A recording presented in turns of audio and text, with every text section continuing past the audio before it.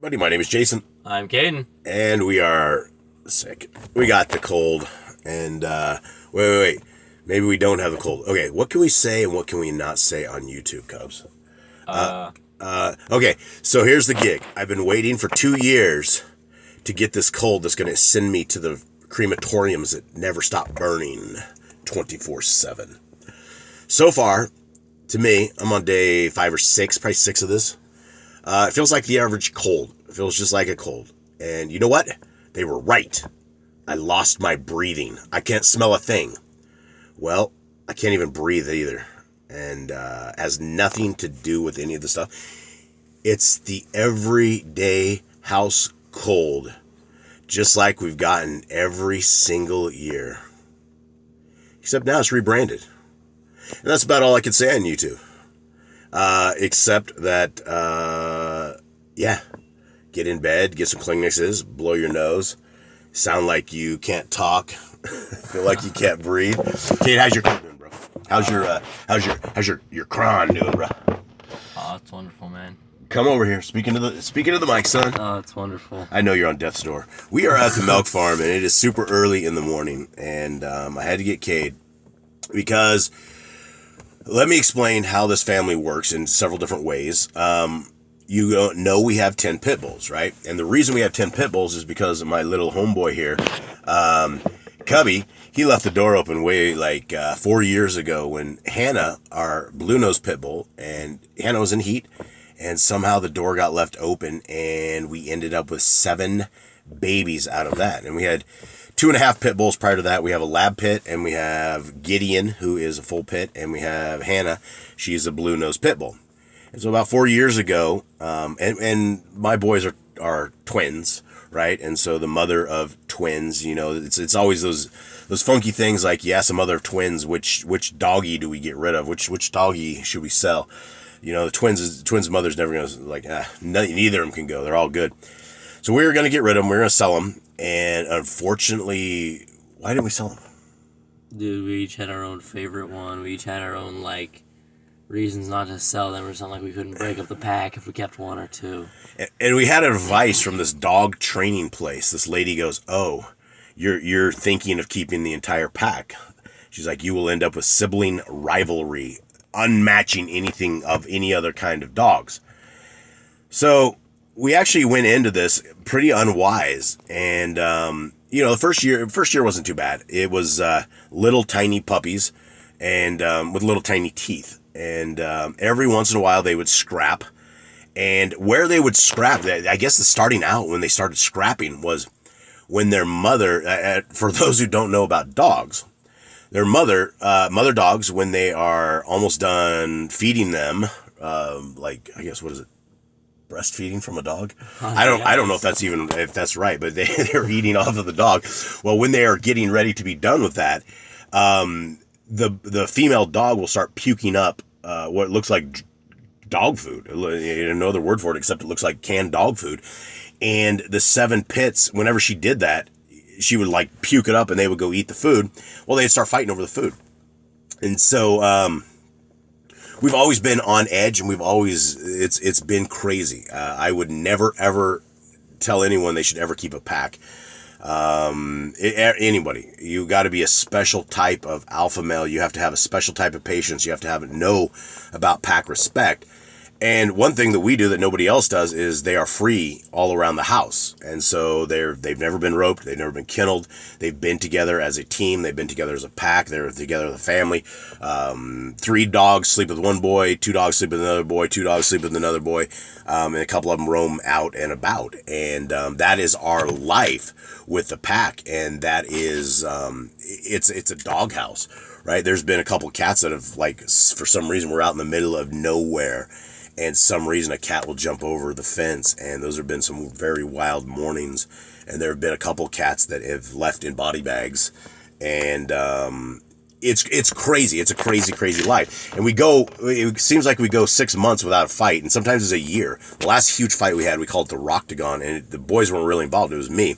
They started a fight way at the edge of our property, and I had to run out there, and it felt like 5 minutes. I was fighting them up, and when I got up, I actually tilted over. It was such a rough fight, and literally we are in the middle of a dog match, right? You are trying to stop the people you love, which are dogs. You're trying to stop them from getting owned, and dog fights are just a horrible, horrible thing. It's a tragedy in any regard. It's worse when there's more than one dog fighting, and I am usually the one that ends up scathed. At some point, I'm either bit or bleeding or something of the sort. And I thought this was an interesting story to tell you guys, because a lot of people will take, people that follow Yah as weak people. And, that's one of the things that we are absolutely not. And we are extremely boyish here. We bleed a lot. We live on a farm. We're always bucking grass and cows, and it's a hard life, right? It is not it is not a city slicker life. It's hard. And so what we had on Sunday, his first day, we had a neighbor that came from nowhere, and they never come. And I was just happening to be cutting some grass. I didn't even know what went on. The neighbor comes over, it triggers the pack, they start fighting. And it was like, I don't know, five on one for a little bit. And I'm just in the back, happy-go-lucky, weed eating and cutting grass for my cows, because it's just basically like baling hay every single day for my cows. And I was oblivious to it all, and I think I'm on sickness day 3 or something of where I was. So I was really sick, and we're all getting really sick. It's just a normal cold, right? So I probably wasn't thinking right, and I'm sitting there weeding, and the dogs are out over there, and Jaden gets in there, Caden gets in there. Jaden, it starts off at the side of our fence, and it moves. I mean, I can't explain this with justice. I can't explain it and get the storyline right. But these are all 70-pound to 100-pound pit bulls. And Boss Clan gets in there, and we fisticuff the dogs, and we try to break them up. And I don't know if, Cade, do you remember the first rule of Fight Club? There should never be a Fight Club. There should never, ever be a Fight Club. Cade, what's the second rule of Fight Club? There should never be a Fight Club. There should have never, ever, ever been a Fight Club. All right, what's the third rule of Fight Club? Tails. Tails, tails, tails, tails, tails. Everybody grab their tails. That is the only way to get them to, if there's more than one person. If there's only one person and you have dogs fighting, it is a mess. It is a mess. And it is a tragedy, but we are here. We are survived. One of our dogs ended up with stitches, Mr. Bubs. He's got some foot injuries. Panthro, our other dog, he got bit up all over the place, but he's fine. These dogs are extremely resilient, and we do not allow any kind of fighting in this house. We do not allow any kind of anything at all. I mean, can you imagine us allowing, pit bulls to ride? And, if you tried to keep 10 pit bulls without babysitting them day after day after day, you would end up losing a pit bull a day. They are beautiful, loving dogs, but they're like anything else. They're like humans, right? If you go up to a human and you push them, the dude might swing on you, right? You never know what's going to happen. And, they're the same things. And they have really good temperaments. And most of the time, we are good. But this time, we are not. So anyway, that is the story for the day. And we are, as you can see, my voice is completely shot. I'm recovering. The rest of the family is still on day owned of this. Fevers, coughs, snotty nose, all this crap, right? And we rarely ever leave our farm, and so we're not exposed to people ever. We're off grid in the middle of nowhere. So I think I went into town one time and I brought back a cold, right? A common cold, and everybody's so scared. Everybody's so scared of dying. I don't get it. I'm sitting here, it says my lungs are filling up. I'm coughing, hacking, wheezing. It's like I sit on the side of my bed at night for hours on end because I'm in such a mess, But everybody's so scared, right? Everybody's so scared of this, right? Oh, it's going to get us. It's going to get into our lungs. If it gets into my lungs and it kills me away, that it is what it is, right? That means my life is up. That means the last breath that our Creator has given to us has evaded it's evaporated, right? And then I will be with my Creator, or I will be in Sheol if I didn't make it, or I'll be in the bad Sheol if I didn't make it, right? But why are we so scared to die? Why are we so scared of a little tiny cold? Yeah, it's hardcore. It's hardcore. I don't feel well, and I'd like to complain a lot, but you know what? I'm not going to do that. Instead, what I'm going to do is try to tell you guys some stories and tell you guys some inspiration and give you guys some big boss clan love, and just let you guys know that we are so thankful that you are here and, you know, spending a little bit of time with us. And I hope you guys are reading your Torah. I hope you guys are in on this. And this takes me to this word where we're sitting here, and I don't have a lot of images or anything, so I just had to do a little talking. Hopefully that was entertaining enough. And this is the word impious, right? And this goes in with a lesson for today and where I was reading. And it's an adjective, and it's not showing respect or reverence, especially for a god, it says. The emperor's impious attacks on the church. Or similar is godless, ungodly, unholy, irreligious, sinful, immoral. So impious is basically, you know, it's like iniquity. It's this sin, or of a person or act wicked, impious. And so I'm in the dark here. Hold on. Can't even see my buttons here. There we go. And so we will take this impious over to the Sefer. And this is the ending of Enoch. And Enoch is, you know, there's things that we should take notes of. And I thought this was one of those things that we should probably all take notes of. I take note of it. Let's begin and see what Yah will bring to us. Enoch 98, verse 1. Woe to them who act impiously, who laud and honor the word of falsehood. You have been lost in perdition and have never led a virtuous life. Now, those are hard words.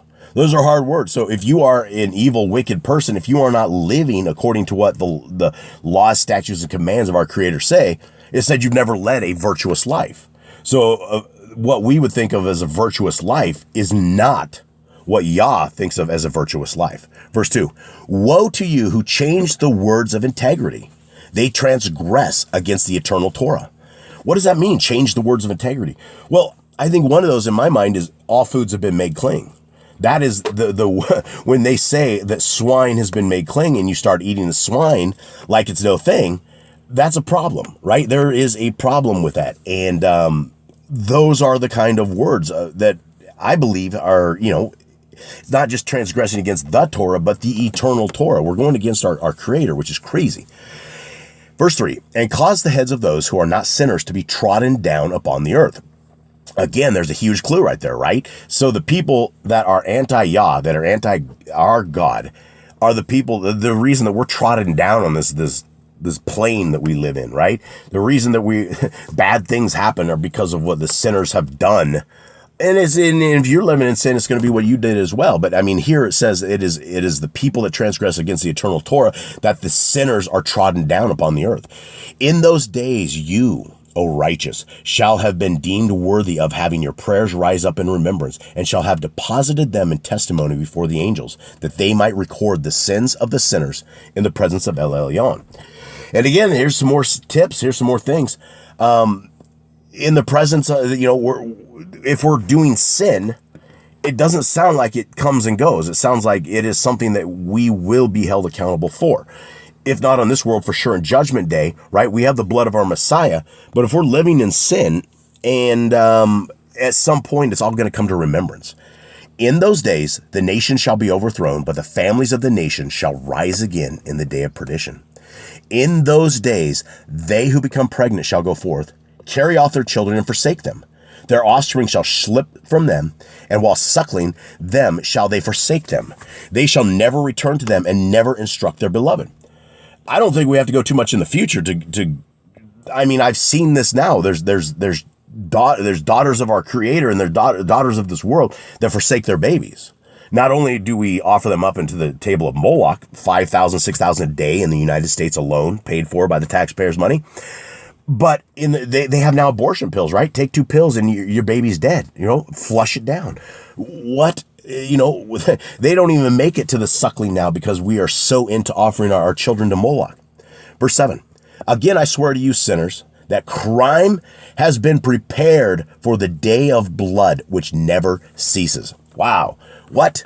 Crime? So this is when I read this, I'm like, wow, you know, when you're looking at some kind of crime, if you really want to have some crime against you, have what our Creator would consider a crime.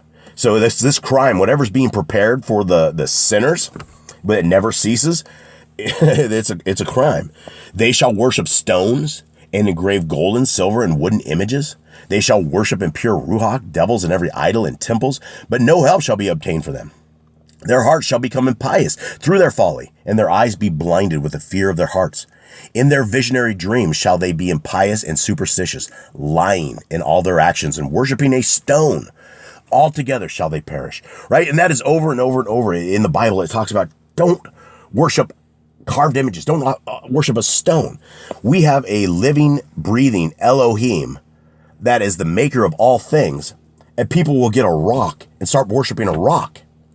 Right? Does this make any sense whatsoever? They're like, there's giant Muslims. Muslims have a giant rock. They dance around and they do all this stuff, right? Everybody's got the rock. Verse 9, but in those days, blessed shall they be to whom the word of wisdom is delivered, who point out and pursue the path of El Elyon, who walk in the way of righteousness and who act not impiously with the impious. They shall be saved. So they're right there. Another indication of how do you be saved? Is it set and forget, pray a prayer and you're done? It doesn't say that. It says that in those who pursue the path of El Elyon. What is the path of El Elyon? Cade, what's the path of El Elyon? The Torah. The Torah.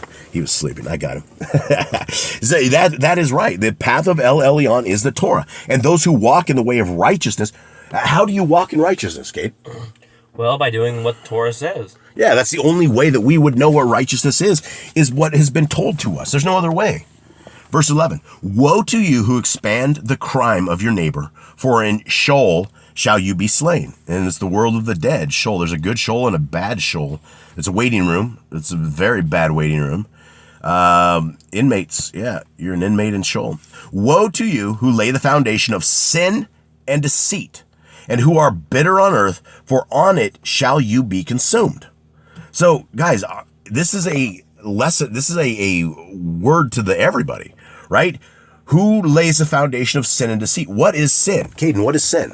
Sin would be to the transgression of the Torah. Yeah, 1 John 3:4, it's transgression of the Torah. We would not know what sin is. So if you guys are sinning, if you're eating pork, you're allowing your family to eat pork, and you serve it up for your dinner, you're laying the foundation of sin. I don't know about it being deceit. It's deceitful to our Creator, but I mean, it's just ridiculous. Verse 13, woe to you who build your houses by the labors of others, every part of which is constructed with brick and with the stone of crime. I tell you that you shall not obtain peace. A lot of people will do that. A lot of people will build their entire existence off of stolen proceeds. How they ended up with it, cheating their brothers, sisters, family, anything of the sort, right? Verse 14, woe to you who despise the extent of the everlasting inheritance of your fathers, while your souls follow after idols, for to you there shall be no tranquility. Woe to them, verse 15, who commit iniquity. Again, woe to them who commit iniquity. Which iniquity are we talking about? All iniquity, right? If you are against the covenant of our Creator, you are in iniquity, right? Woe to them who commit iniquity and give aid to blasphemy, who slay their neighbor until the day of the great judgment. For your glory shall fall. Malevolence shall he put into your hearts, and the ruach of his wrath shall stir you up, that every one of you may perish by the sword. And I think that word is right, malevolence. Verse 16, then shall all the righteous and the holy remember your crimes. One other piece here I was going to do in this, because this is kind of a judgment of Yah. So this will be real quick. Verse 99, in those days shall fathers be struck down with their children in the presence of each other, and brethren with their brethren shall fall dead, until a river shall flow from their blood. For a man shall not restrain his hand from his children, nor from his children's children. His mercy will be to kill them. Nor shall the sinner restrain his hand from his honored brother. From the dawn of day to the setting sun shall the slaughter continue. The horse shall wade up to his breast, and the chariot shall sink to its axle in the blood of sinners. Wow. Blood of sinners, guys. This is basically where we do not want to be, right? We don't have to be in the blood of sinners. We don't have to be on the wrong side of iniquity. We don't have to be that person. How do we not be that person? Well, we don't sit there and eat pork. We don't sit there and disobey the commands that our Father gave us. Right. And so if we are keeping the law, statutes, and commands of our Creator, we will walk in a righteousness. We will walk in a holiness. Now, a lot of people are like, people accuse us all the time that they think that we are winning our salvation with works. Tell me about this. It's more like a resume. He's gonna look at you and say, "Wow, you did a really great job. It's very righteous. Come to my team." It's not a work your way to righteousness, because it's not by works that we are saved, but by the blood of Yeshua. This is like almost a bonus. Like, you are my child. You proved yourself to me. You're showing your works of your salvation by your works. You're showing the redemption of your salvation. If you are saved, you will want to walk in the same ways that our Father walks, which is in holiness. Don't mess with the widow. Don't mess with the orphans. Don't do evil. Don't be involved in great evil, right? And so these are the things that we can do, that we can be holy. And that's, there's no other resume in the Bible for it. You have the Christians who believe that they are sinless, that they can do whatever they want to do for all time. And, that is contrary to what the Bible says. And so, guys, hopefully you guys were able to find something in this lesson today. I hope you guys were able to get a story. I hope you guys are able to see a little bit more about Boss Clan.